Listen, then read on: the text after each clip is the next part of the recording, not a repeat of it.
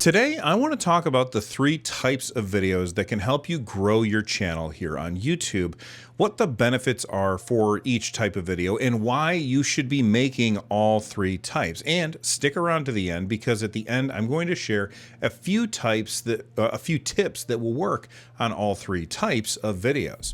I got an email recently from YouTube which absolutely shocked me. First, let me tell you why it shocked me. I have a confession to make. I kind of forgot about this channel. That's not really true. I didn't really forget about this channel, but I did put this channel on the back burner for a bit because I just got too busy with my main channel. And that is why this email shocked me. Number one, I have not put videos on this channel consistently. In fact, it had been months since the last time that I had uploaded. And suddenly this channel got monetized. So I have to say for that, thank you for watching the videos that I've been posting here. It has helped immensely. And this email of me getting monetized made me click through to check on the stats of this channel, which brings me to number two.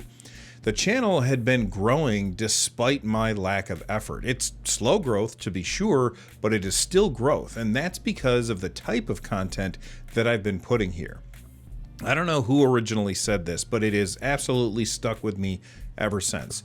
You should treat every video that you make here on YouTube like a business. If I think about my channel, all of my channels really, if I think about all of my channels this way, across all of them, I've started a lot of businesses, more than 1,000, and some of them have failed spectacularly because I didn't know what I was doing. Well, most of them did. It wasn't until about 2 years ago that I started really starting to pay attention to how YouTube worked and how to make better videos. Once I figured that out, the failures happened way less often. These days, some of my videos take off right away, but they go out of business quickly, kind of like Spirit Halloween. You know how it is every October they show up, they rent an empty store, they make a bunch of money real fast, and then they shut down. At the same time, some of my videos grow slowly, bringing in views steadily over time. I guess a good analogy for this would be like a city's parking meters. They don't bring in tons of money each day individually, but all of them together add up to a lot over time. And then the third type of video that I want to talk about today, and for these, I care way less about views because they're more about building a brand or building a community than actually getting views. I think of this like a city having a block party. It builds the community. And once people are there, well, then they're using those parking spaces, and perhaps they're even picking up a costume at Spirit Halloween. So let's talk about the three different types of videos, and I want to start with the news. My main channel focuses on video game news, and it's well over 13 million views at this point. And for a long time, I always put out the same kind of video. Quick reactions to news in the video game industry, where I think of all the three types of videos, this is the one that's probably the easiest to grow with if you can make your videos fast. I've been making videos for a really long time at this point, and I've very much streamlined my process. So when big news hits, I can sit down, record, and spit out a 10-minute video in less than an hour. Hell, I think that my record is 20 minutes from start to finish when I really know the subject matter. Now, these types of videos, they have very little editing. Most of it's talking head stuff. And you're going to hear people give you advice about how to make your channels. And they'll say things like that you constantly have to have something new on screen in order to keep people's attention. And I would say that, well, that might help sometimes. As long as you've got good information and you're not actually wasting anybody's time, people will usually feel like they ought to stick around so that they can find out what the latest updates are. This is why I think news videos are one of the easiest ways to grow, because the amount of work that goes into them isn't a lot if you have a lot of background knowledge. The key to making a good news video is to front load the news. If you build curiosity with the title and the thumbnail, and then you pay off that curiosity, that click, as fast as you can right at the start of the video, and then you tease context Doing this will usually help people want to stick around to find out what's the context that's giving you this opinion. I have to be honest, this took me a really long time to figure out. For a long time, I didn't do this, and it hurt my video's average view duration, and by extension, it hurt my channel. A lot of times I'd hold off on the actual news until after I gave the context. That way, when I did give the audience what the news was that they clicked on it for, they would understand why I was reacting the way that I was. But news videos are an incredibly powerful way to grow your YouTube channel. Typically, when I post a news video, I can get a massive burst of impressions because people are searching about that topic right then. In the first day or two, I get crazy impressions, lots and lots of views, but after that, it levels off and the video usually just dies, kind of like Spirit Halloween. I've had videos that have gotten 70,000 views in the first 24 hours, and you might think that that video is going to the moon, but what usually happens is news videos like that, they hit because you're in the right place at the right time. But after that first week, everyone has moved on to other stuff. Your video is old news and it isn't really relevant to people anymore, and so that video dies off. News videos will have graphs on your analytics that tend to look like this: a huge spike at the start and then flat line for all eternity. The disadvantage to news videos is that you have to constantly pump them out. If tomorrow I decide to stop putting out news videos on my main channel will probably die, and it'll die fast because people will start clicking on somebody else's updates, and YouTube wants to get users the videos that are going to make those users happy to be watching YouTube. So if they're clicking on somebody else's thumbnails for a while because I didn't post, well, then YouTube's going to start recommending those channels instead of mine. These are the easiest videos to make, and they help you grow quickly, but they aren't really sustainable by themselves, and they require that you're going to constantly be putting out new content all the time, which is why I have over 1,000 videos on my main channel. Nearly all of them have graphs that look like this. Then you have evergreen content videos. These are the videos I only recently started thinking about making. These are the videos that can make your channel grow really quickly, but it takes a lot more work to make them, and you need a lot of them. That's the main focus that I have on this channel. This channel is mostly evergreen content, stuff that will be just as relevant a year from now as it is today. Now, the advantage to evergreen videos is that they will slowly bring in views over time, which sounds like a bad thing compared to a news video, but they don't taper off anywhere near as fast. These are the kinds of videos that have graphs like this, but these videos usually will require way more research, way more editing to pull off, and they also need an idea. You're not reacting to the news in this kind of video, so you need to put a bit more thought into it up front. These are video essays, tutorials. I've made quite a few tutorials on my gaming channel, and they all start off incredibly slow, but over time, they all tend to pass that gray part of my graph eventually.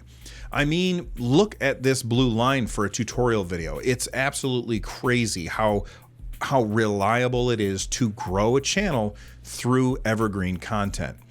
The key to tutorial videos is really knowing whatever it is that you're teaching somebody. Typically, when I make a tutorial video, I go through the whole process step by step, writing down everything that I'm doing. So now, when somebody watches, they can follow me without suddenly wondering, hang on a sec, what did I just miss?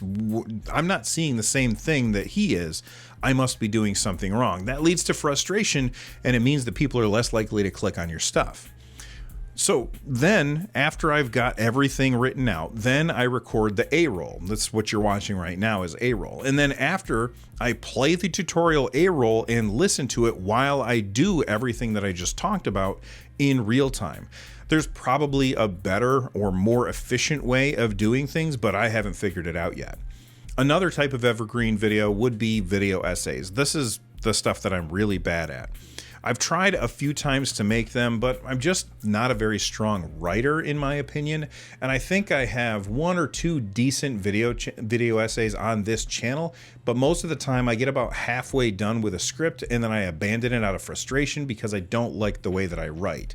My point is that these types of videos take more effort to make, but when you have a lot of them on your channel, you can grow while you're not doing anything to help it.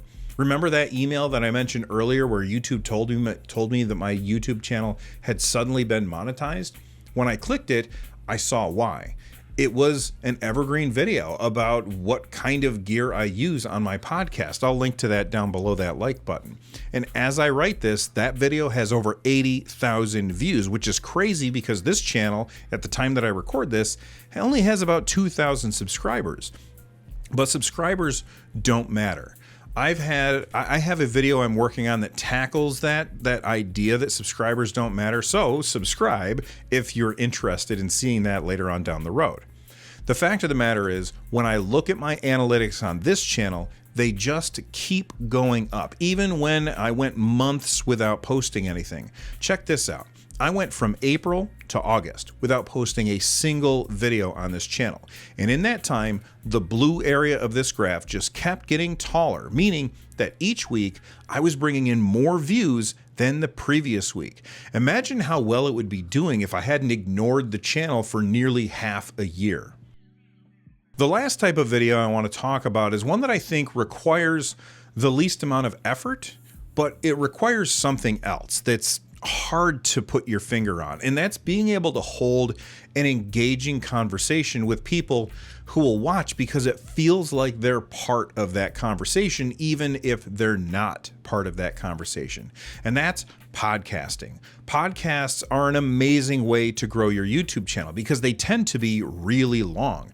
YouTube's goal is to keep people watching YouTube for as long as possible. So making a podcast each week or every other week or once a month that engages people for really long periods of time is an easy cheat to grow your channel. Number one, it's great to sit down with your friends each week and have a conversation. It doesn't require nearly as much planning as the other types of videos. You just have to have a topic in mind and someone fun to talk to, but you also need to be able to identify when it isn't working. I check out a lot of podcasts to listen to while I'm on the treadmill or something, and I'd say most of them are really boring. They're boring because they don't feel like I'm part of the conversation. They're boring because as people get comfortable talking, they stop thinking about the audience. They forget about the audience. And while that might feel more authentic, asking someone to listen to or watch your conversations for a really long time is a pretty big ask. So you definitely want to make sure it feels like the audience is in the room with you, even if they're not. My podcast is, again, a news-based podcast, so the episodes don't tend to grow over time. They don't build on each other. Each one is its own thing. I typically will get somewhere between 20,000 to 60,000 views on a podcast episode here on YouTube, and the audio podcast will usually tack on another 3,000 to 5,000 downloads, which is absolutely crazy to me. It would be a lot higher if it were more evergreen content, but it's fun and I don't really edit all that much on the podcast, so the effort to put out a podcast really isn't all that high. Typically, I will put in a few hours of work into getting ready for the podcast throughout the week, finding news stories and that kind of thing. And then we sit down and record, followed by a few hours of editing, doing thumbnails and titles, that kind of thing. But the reason all of those hours pay off is because the average view duration for my podcast is huge. People tune into a podcast, usually when they do, they're in for the long haul. And I like to think of podcasting as a way to grow the community of people that watch your content. This is what I call the block party. The audience feels like they're part of the conversation. They're watching your podcast for 20 or 30 minutes at a time, which on YouTube is an absolutely massive number for AVD. Which means YouTube sees your channel as a great fit for this person, and they will keep recommending your content to this person over and over again. And if they start to love that podcast, then they're going to tune into it every single week because they know when to expect it. Now, maybe you already have a podcast, and maybe that podcast is audio only. Trust me when I say, adding video to your podcast is not nearly as hard as it used to be. Stick around until the end of the video and I will tell you how you can easily include video in your podcast and reach way more people than you could otherwise. But it was recently revealed that YouTube is the fastest growing podcast app. 31% of people responding to a survey about podcasts said YouTube was their most used podcast platform. 21% said Spotify, and only 12% said Apple Podcasts. Not only that, but your YouTube analytics for your channel as a whole versus your podcast will show very different stats. My main channel's watch time from subscribers is roughly 40%, but my podcast watch time from subscribers stat is 60%. That means that people watching the podcast are the people that really like the content enough to click on that subscribe button and come back each and every week when I put out a new episode. This is why podcasting is so powerful on YouTube. It brings in the audience that's there for you, not the news. That's why I think of it as the block party. That's why I think of it as a way to build your brand and build your community, not just to get views, even though it absolutely will help you get views as well. Now, earlier in the video, I told you that I would have tips that would work for all three types of videos. And number one, thumbnails. Make your title and your thumbnail ahead of time, before you start your show, before you start recording, before you even start scripting. If you can come up with a good title and thumbnail, then the rest of it is just going to be icing on the cake, because nobody is going to see your video or listen to your podcast if they don't click on it. And they don't click on it unless you make it enticing to them. Number two, also related to thumbnails, you absolutely want to make multiple thumbnails for every single video that you put out. Now, why would you want to do this? Well, YouTube has this new system that they recently put in place where you can upload up to 3 different thumbnails when you make your video. And what they'll do is they'll show these thumbnails to different people, and then it keeps track of how much watch time by percentage each thumbnail gets. And when one starts to run away from the others, where somebody clicks on this and then they watch it for a really long time, that's a signal to YouTube that this is a good video. So by tripling the number of thumbnails, you are tripling the chances that you're going to get a high average view duration, which again is the thing that YouTube wants more than anything else. But like I said earlier, adding video to your podcast can really accelerate how quickly you can expand your reach for your channel, and it's way easier than it ever has been in the past. So if you want to know how I make my podcast, click on this video right here. Or if you want to know what equipment I use to make my videos and podcast, then check out this video right here. Thanks for watching, and I hope I see you on the next one.